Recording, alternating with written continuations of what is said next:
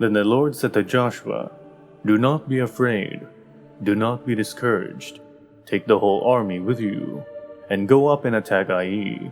For I have delivered into your hands the king of Ai, his people, his city, and his land. You shall do to Ai and its king as you did to Jericho and its king, except that you may carry off their plunder and livestock for yourselves. Set an ambush behind the city." So Joshua and the whole army moved out to attack Ai. He chose 30,000 of his best fighting men and sent them out at night with these orders. "Listen carefully. You are to set an ambush behind the city. Do not go very far from it. All of you be on the alert. I and all those with me will advance on the city. And when the men come out against us as they did before, we will flee from them. They will pursue us until we have lured them away from the city, for they will say, 'They are running away from us as they did before.' So when we flee from them, you are to rise up from ambush and take the city. The Lord your God will give it into your hand. When you have taken the city, set it on fire. Do what the Lord has commanded. See to it. You have my orders." Then Joshua sent them off, and they went to the place of ambush and lay in wait between Bethel and Ai, to the west of Ai.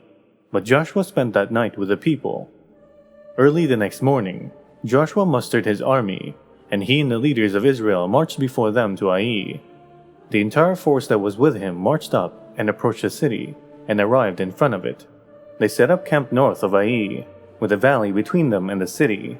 Joshua had taken about 5,000 men and set them in ambush between Bethel and Ai, to the west of the city. So the soldiers took up their positions, with the main camp to the north of the city, and the ambush to the west of it. That night, Joshua went into the valley. When the king of Ai saw this, he and all the men of the city hurried out early in the morning to meet Israel in battle, at a certain place overlooking the Arabah. But he did not know that an ambush had been set against him behind the city. Joshua and all Israel let themselves be driven back before them, and they fled toward the wilderness. All the men of Ai were called to pursue them, and they pursued Joshua and were lured away from the city. Not a man remained in Ai or Bethel who did not go after Israel. They left the city open and went in pursuit of Israel.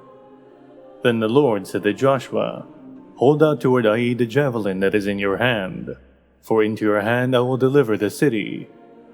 So Joshua held out toward the city the javelin that was in his hand. As soon as he did this, the men in the ambush rose quickly from their position and rushed forward. They entered the city and captured it, and quickly set it on fire. The men of Ai looked back and saw the smoke of the city rising up into the sky, but they had no chance to escape in any direction.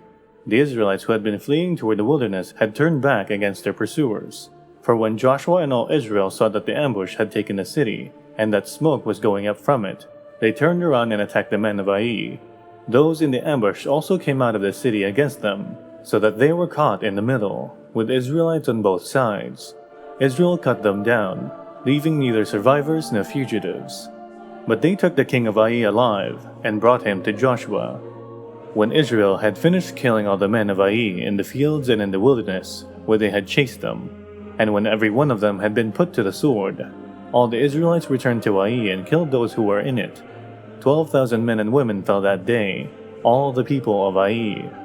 For Joshua did not draw back the hand that held out his javelin until he had destroyed all who lived in Ai. But Israel did carry off for themselves the livestock and plunder of the city, as the Lord had instructed Joshua. So Joshua burned Ai and made it a permanent heap of ruins, a desolate place to this day. He impaled the body of the king of Ai on a pole and left it there until evening. At sunset, Joshua ordered them to take the body from the pole and throw it down the entrance of the city gate, and they raised a large pile of rocks over it, which remains to this day. The covenant renewed at Mount Ebal. Then Joshua built on Mount Ebal an altar to the Lord, the God of Israel, as Moses, the servant of the Lord, had commanded the Israelites. He built it according to what is written in the book of the law of Moses, an altar of uncut stones, on which no iron tool had been used. On it they offered to the Lord burnt offerings, and sacrificed fellowship offerings. There, in the presence of the Israelites, Joshua wrote on stones a copy of the law of Moses. All the Israelites with their elders, officials, and judges were standing on both sides of the Ark of the Covenant of the Lord, facing the Levitical priest who carried it, both the foreigners living among them and the native-born were there. Half of the people stood in front of Mount Gerizim, and half of them in front of Mount Ebal, as Moses the servant of the Lord had formerly commanded when he gave instructions to bless the people of Israel. Afterwards, Joshua read all the works of the law, the blessings and the curses, just as it is written in the book of the law.